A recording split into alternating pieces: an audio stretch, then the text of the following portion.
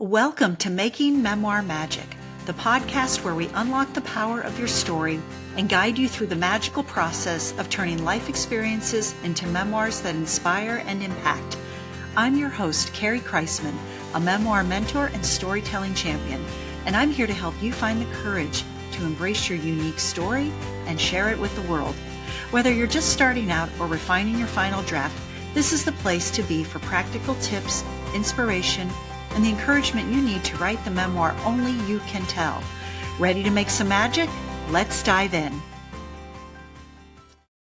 Hello, friends, and welcome back to the podcast. Today I want to talk about something a little different. Not memoir craft, not scene structure, not publishing strategy. I want to talk about the questions that people ask before they ever truly begin writing their memoir. Because over the years, when I have taught aspiring authors through my course or in workshops or even speaking to groups, I've realized something important. Most aspiring memoirists are not struggling because they lack stories. They're struggling because they're carrying fear, hesitation, self-doubt, and uncertainty. And honestly, that makes sense. Memoir writing is vulnerable work, and it asks us to look backward before we can move forward. It asks us to revisit sometimes tough moments that are hard to, face again sometimes, but relevant to the story that we're telling. They ask us to revisit the moments that we thought we had buried. And it asks us to turn our lived experiences into something meaningful. So all of that is really brave work.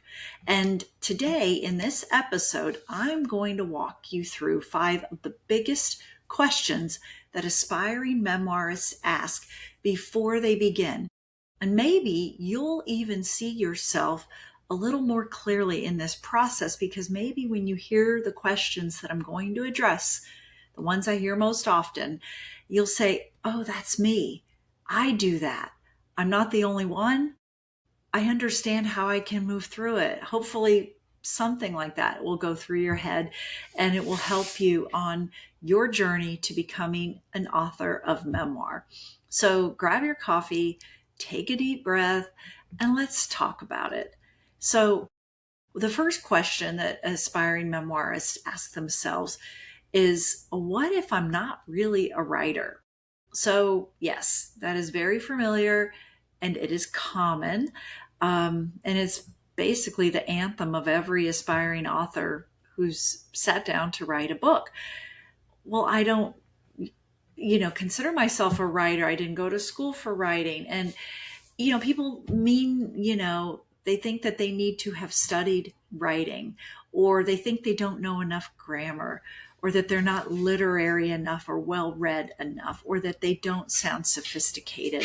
So all of those things are myths that keep you from writing your memoir. Meanwhile, they have survived heartbreak, reinvention, motherhood, caregiving, grief, addiction, faith crises, political campaigns, cancer, loss, joy, resilience, an entire lifetime's worth of experiences. So yes, writing is a skill, but storytelling is deeply human, and you don't need permission to write about your life. You don't need a fancy degree. You don't need a fancy office. You don't need to wear linen while dramatically typing beside a rain-covered window with music playing and your tea brewing next to you, that image that you may conjure in your head or see on social media of the writer. What you do need is honesty. You need curiosity, and you need the willingness to begin. And you need to make an agreement with yourself that you're going to let it be messy at first. So every author goes through that, and every piece of writing is a little messy, and then it's beautiful. Then it gets edited a little bit. Sometimes it gets thrown out. Sometimes it gets pared way down from a chapter to a paragraph, but that's part of the process. So all of the polished authors, the best-selling authors that you admire, they didn't begin that way. Okay, they began as someone who was brave enough to sit down and tell the truth. So, the second question that every aspiring memoirist asks themselves is, can't I just learn this for free online? Like, can I learn how to write a memoir for free online? Technically, you can. Okay, I'm not going to tell you that it's not possible. There is endless free information online, like YouTube, blogs, podcasts like this. But are you going to learn everything you need about writing a memoir from listening to this one episode? Or even if you were my most faithful listener? Absolutely not. You're not going to learn it from social media posts of people pointing at captions and doing dances and publishing 10 slide carousels. All of that is helpful, but it's not going to teach you how to write a memoir. And so I love free resources as much as anyone. And I think you should definitely look at free resources from sources that you trust, that you connect with. But there comes a point when consuming information starts masquerading as progress. Okay. You have a PhD in learning and nothing in writing. And that's not going to get your memoir written. Okay. Don't keep watching videos. Don't keep saving all the posts. Don't download another free PDF. It's not going to get your memoir written. Why? Because information alone rarely creates the kind of momentum that you need to write your memoir. What does create the momentum you need? Structure, guidance, support, and accountability. Most aspiring memoirists don't need more information. They need someone to show them where to start, show them where to focus, tell them when they're overthinking and not writing, tell them to keep going and cheering them on to the finish line. That's the difference between endlessly researching memoir writing and actually becoming someone who writes a memoir. So honestly, I think a lot of people hide inside the research because beginning feels scary. Research feels productive. Writing feels vulnerable. There's a big difference. So, the third question that every aspiring memoirist asks themselves before they write a memoir is, what if I start and don't finish? So, that one hits home for a lot of people. I can't tell you how many aspiring authors have told me they've got boxes of pages they've written, outlines they've made, ideas, years of writing, and they have no books or a book to show for it. Um, that's common, but it doesn't have to be your result. It doesn't have to be your story.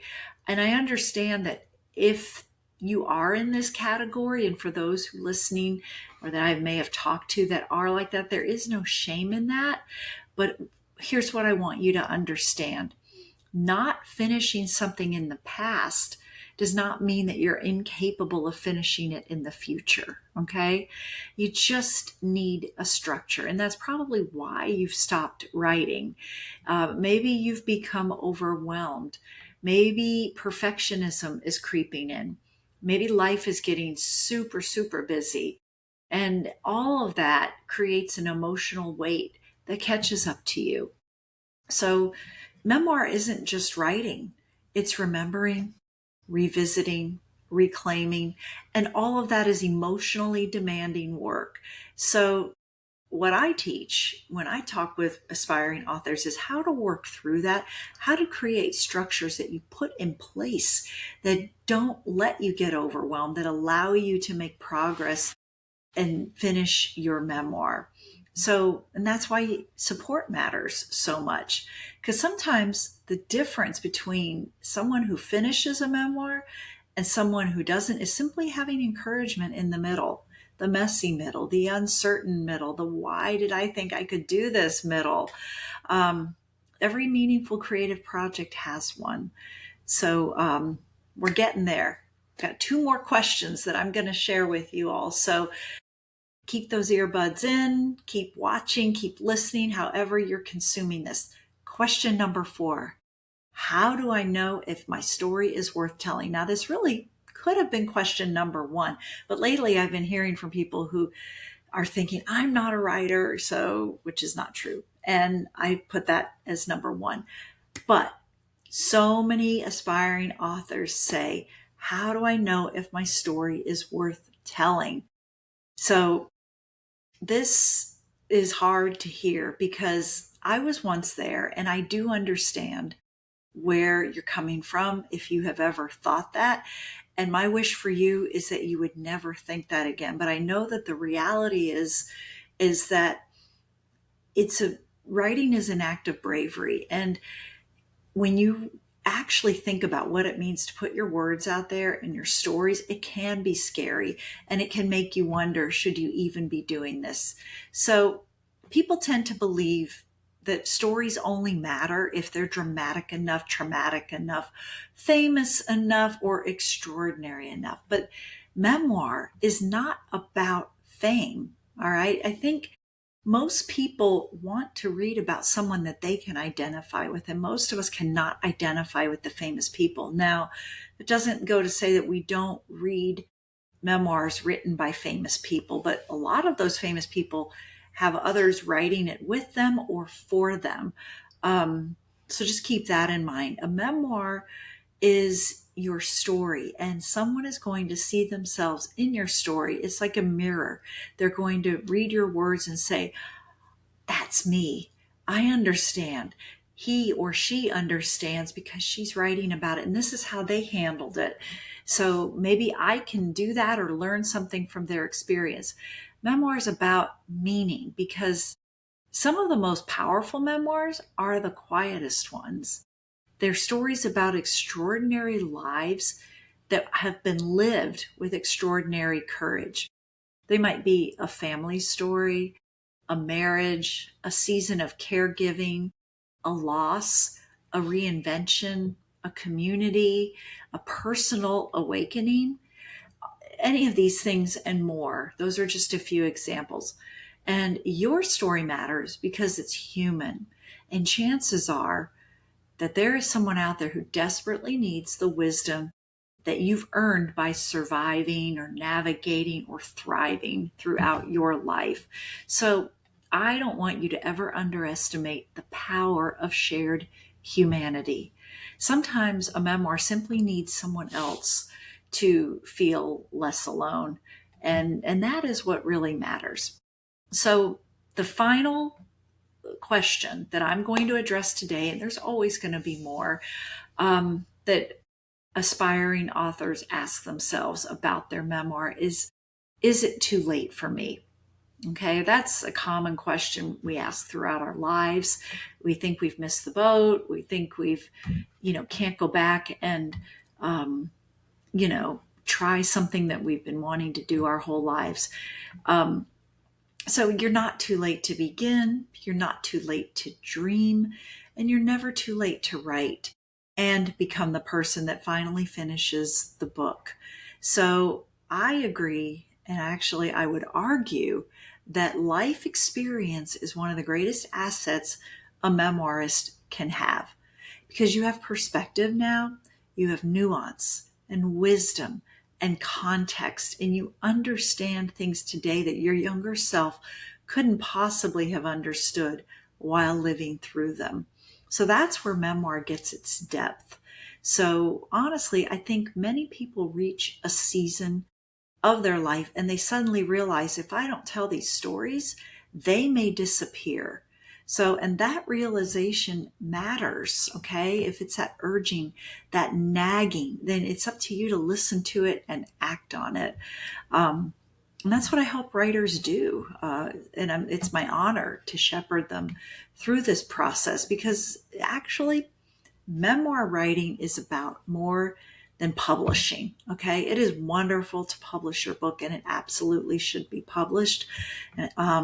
But it's about preservation, okay? And preserving memory and truth and legacy and your voice. So, and it's not too late, all right?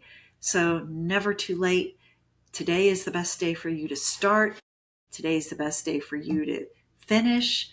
And I encourage you to keep going. So if you've carried the idea of writing a memoir quietly in your heart for years, maybe this podcast episode is your reminder that you don't need to feel perfectly ready before you begin. You just need to begin. You need to be messy and honest and start with one memory at a time. So if this episode resonated with you, I would love for you to share it with another aspiring author. I'd love for you to give it a rating. I truly appreciate ratings. And just take it in, listen to it again, write down these 5 questions and what they mean to you, and think about those answers when you're feeling dejected or stressed, or maybe imposter syndrome is creeping in. These are just some really good things to think about as you are on your writing journey. And if you would like support and coaching and guidance, just check the link in the bio, not in the bio, I'm sorry, in the show notes, because my Make Memoir Magic cohort of students is starting their next round of my course May 18th. And if for some reason you're listening to this after May 18th, you can comment memoir, you can get on my wait list. But for now, if you want to get in this cohort, check that link, save your seat, enroll. I can't wait to welcome you in. And until next time, keep writing, keep remembering, and keep believing that your story matters. Thank you for joining me on this episode of Making Memoir Magic.